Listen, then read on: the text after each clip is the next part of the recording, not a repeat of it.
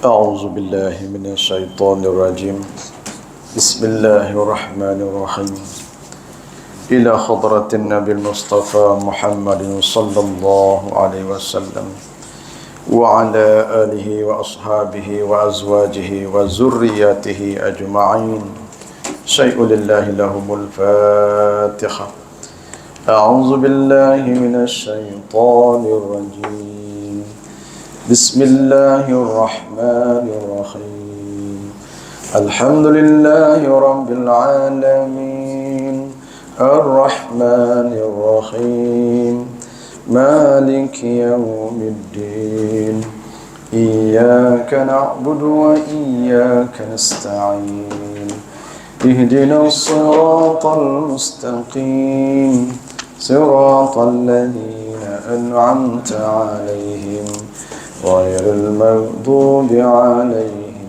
ولا الضالين آمين الحمد لله رب العالمين وبه نستعين على أمور الدنيا والدين وصلى الله وسلم على سيدنا محمد الخاتم النبيين وعلى آله وصحبه أجمعين قال رب اشرح لي صدري ويسر لي أمري واحلل عقدة من لساني يفقه قولي إلهي أنت مقصودي ورضاك مطلبي أعطني محبتك ومعرفتك ولا حول ولا قوة إلا بالله العلي العظيم ولا حول ولا قوة إلا بالله العلي العظيم ولا حول ولا قوة إلا بالله العلي العظيم السلام عليكم ورحمة الله وبركاته. Alhamdulillah, syukur kita kehadirat Allah Subhanahu wa taala.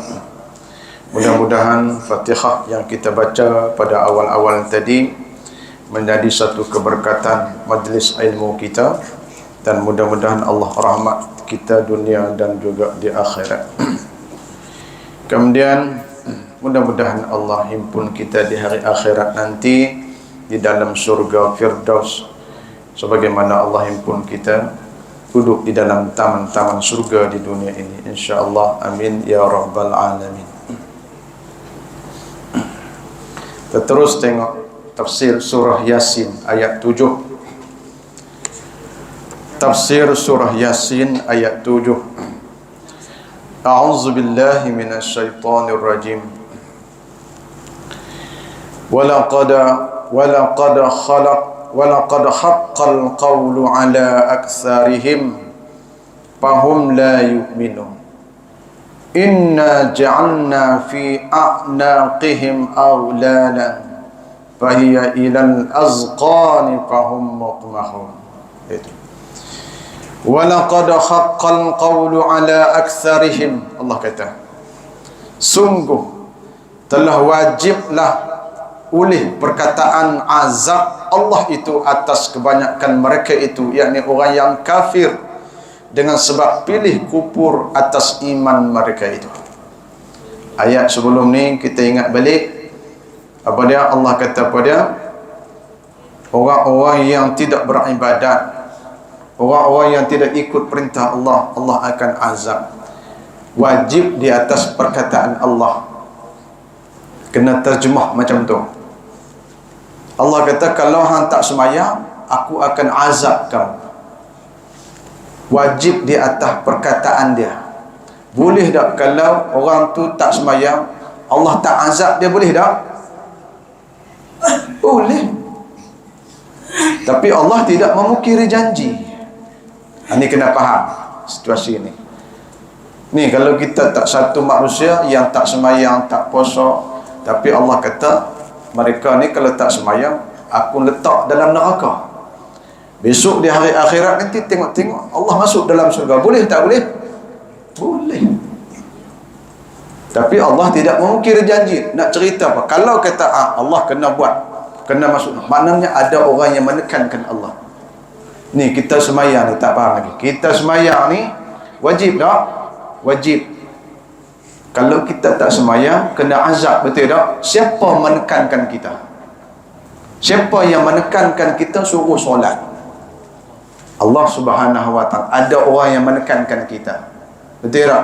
Kalau kita kata contohnya matang mati, yang inilah dia panggil wajib aridi. Kita akan nanti kita mengaji dalam sifat 20, wajib syarak, wajib adat, wajib akal, satu lagi wajib aridi. Apa maksud wajib aridi ni? Wajib daripada pihak Allah. Itu saya kata tadi kan, wajib daripada pihak Allah. Niat ni kalaulah orang tu tak semayang, Allah nak bubuh dalam syurga boleh, nak bubuh dalam neraka, tapi Allah dah berjanji. Kalau kata hang tak boleh, hang janji hang kena buat, maknanya ada orang yang menekankan dia, tak buat tak boleh. Faham tak? Dia halus sikit benda ni, tapi rasa boleh tangkap dah tu.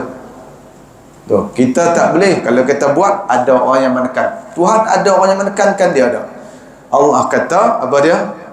Nah, apa dia? Tiap-tiap yang bernyawa, kullu nafsin za'iqatul maut. Betul tak? Tiap-tiap yang bernyawa, kita menyawa ikan, menyawa burung, menyawa, mati semua Allah kata. Tapi boleh tak Allah tak bagi mati-mati dia? Boleh tak? Ni dia panggil wajib aridi. Dia kata tiap-tiap yang menyawa mati, tapi kalau dia tak bagi mati pun tak apa. Tu dia panggil wajib aridi, wajib daripada pihak Allah, bukan daripada pihak kita. Wajib syarak lain, wajib daripada pihak kita. Wajib adat, wajib akal, yang ni kena ngaji lain nanti. Tak sampai lagi lah, tu bagi tahu dulu. Dalam ayat ni, ayat surah Yasin ayat 7 ni, Allah kata pada laqad haqqal qawlu ala aktsarihim, wajib di atas perkataan aku. Kalau hang tak semayang, hang tak puasa, hang kufur, hang tak nak beriman, aku azab kamu. Begitu. Fahum la yu'minun, dan mereka tidak beriman. Mereka yang kebanyakannya Allah kata, aku hantar rasul kepada mereka, tunjuk mukjizat depan mata, pun tak mau beriman. Tapi Allah suruh juga Nabi Muhammad SAW suruh berdakwah. Betul tak? Allah tahu tak penduduk Taif tidak akan beriman apabila Nabi Muhammad SAW berdakwah. Betul tak? Allah tahu kan? Tak tahu? Tahu dah. Siapa suruh lagi tu? Inilah yang kata usaha agama. Buat hidayah Allah punya. Kita macam-macam cara buat kat surau ni, macam-macam program panggil, ya, penduduk-penduduk kita untuk datang ke surau dalam majlis ilmu, yang datang hidayah daripada Allah, hasil daripada usaha ikhtiar kita. Allah bagi pahala semua kepada kita. Begitu. Nah, inna ja'alna fi a'naqihim aghlala, bahawa kami telah jadikan segala leher-leher mereka itu belenggu rantai dengan tangan pada mereka itu. Masya Allah. Fahiya ilal azqan, mereka tidak boleh, tangan mereka itu apabila diikat, dibelenggu, fahum muqmahun, mereka telan, tak boleh tunduk-tunduk. Allah kata dalam ayat ni yang kita baca Yasin selalu ni, inna ja'alna fi a'naqihim aghlala. Bangun di akhirat nanti, bangun di padang mahsyar nanti, Allah perintah malaikat, bangun, semua manusia kena hidup balik. Tiup sangkakala yang kedua, manusia hidup balik di padang mahsyar, hidup balik, merenyuh hidup balik. Orang yang tak semayang, orang yang tidak beriman, orang yang tidak ikut perintah Allah, orang yang derhaka dengan Allah, bangun di padang mahsyar nanti, Allah suruh malaikat ikat tangan kita, gari. Kalau hari ni gari lah, buat atas dunia ni kita buat kesalahan, digari oleh polis. Buat kesalahan di akhirat nanti, Allah gari kita. Tapi gari akhirat bentuk dia macam mana? Ni dalam ayat ni sebut, inna ja'alna fi a'naqihim a'lalan fahiya ilal azqan. Gari dia macam mana? Gari tangan macam tu, letak bawah dagu. Ni gari, keadaan gari akhirat, digari, panggil gari, no? Diikat tangan kita, ikat dengan besi, rantai daripada api neraka. Tapi cara ikat dia macam mana? Ikat dua tangan, letak di bawah dagu ni, ikat dengan leher sekali. Dia nak tunduk tak boleh, nak tunduk tak boleh sebab ni tangannya ada, nak tunduk tak boleh. Tu. Pasal apa keadaan ikat macam tu? Kerana Allah tak bagi dia tunduk. Kerana nak bagi dia rasa malu. Kan kita duduk atas dunia ni, kalau kena buat kesalahan, ditunduk betul tak? Penjenayah kan tengok dalam TV kan, digari tangan ke belakang, ditunduk. Kadang-kadang ditutup dengan baju, dengan kain. Pasal apa tu? Malu. Satu azab. Malu tu satu lepas daripada azab. Kalau duk tengok ni, orang tengok macam tu imam ni, tapi jadi macam tu, malu lah dia. Malu tu satu azab. Diri seksa kena azab tu lain dah. Malu tu satu azab.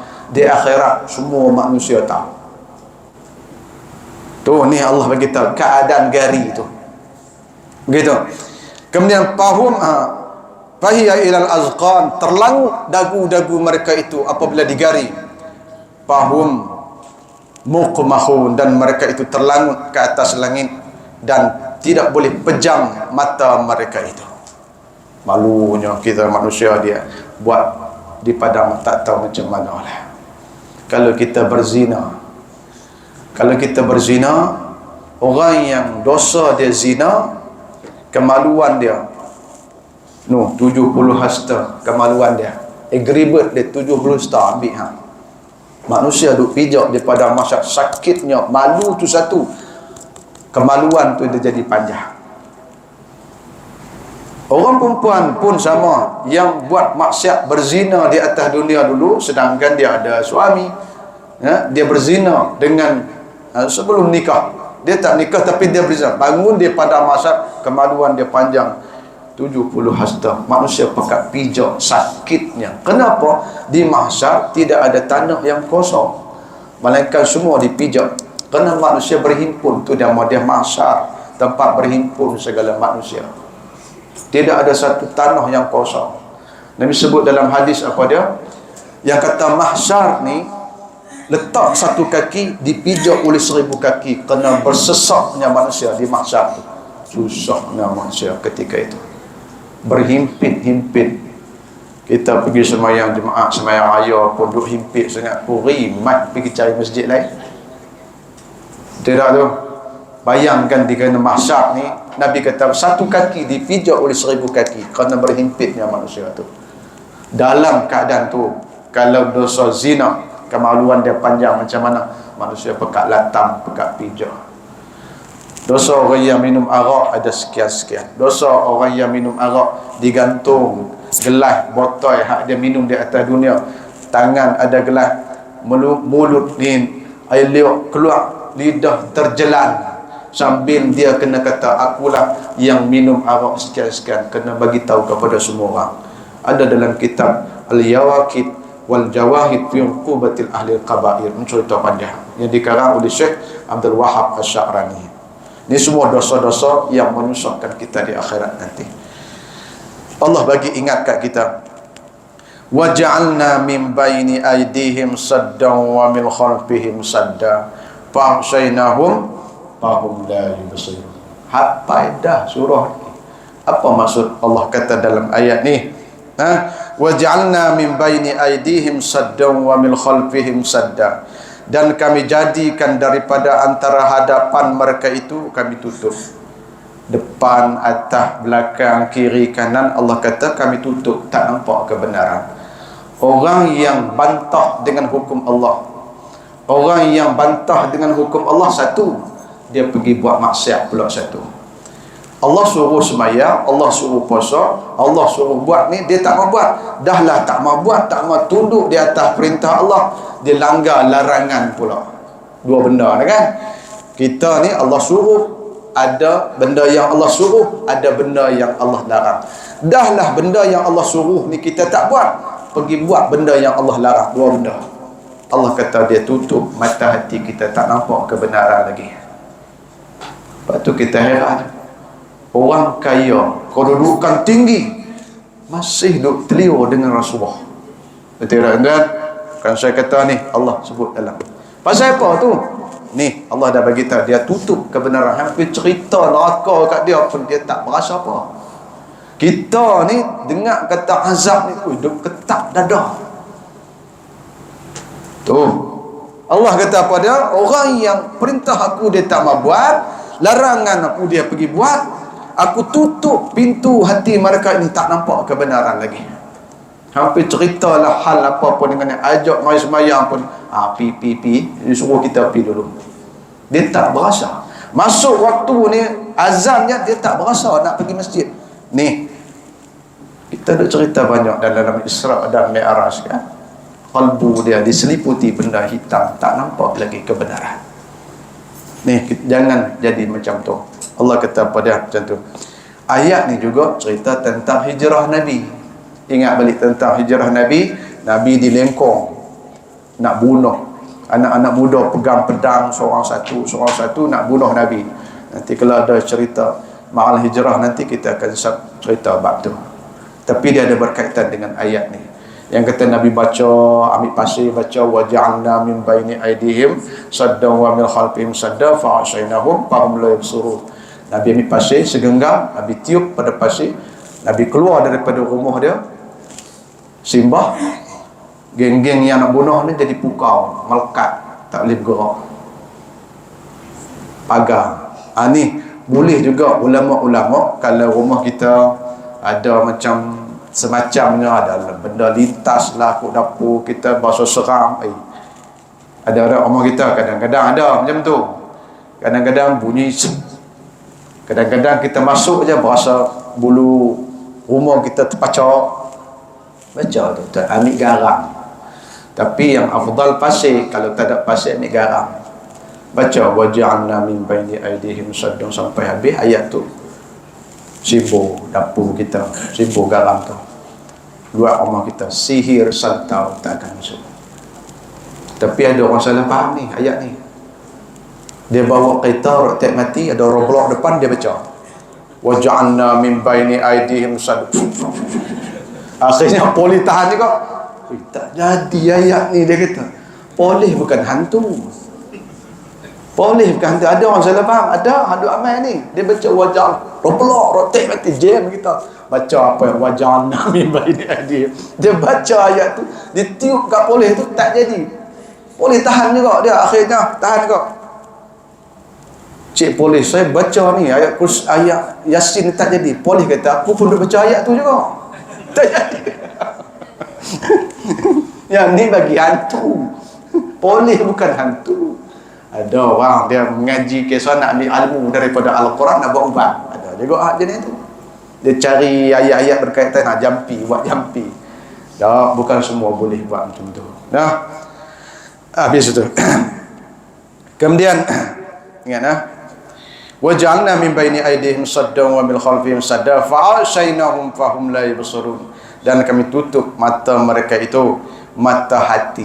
Yang ni bukan mata ni, bukan mata biji mata yang zahir ni, tapi mata hati. Maksud Allah Ta'ala dalam ayat ni, kami tutup mata hati mereka itu, tak nampak lagi kebenaran. Tuan-tuan, jangan kita disampai benda yang menutup kalbu kita.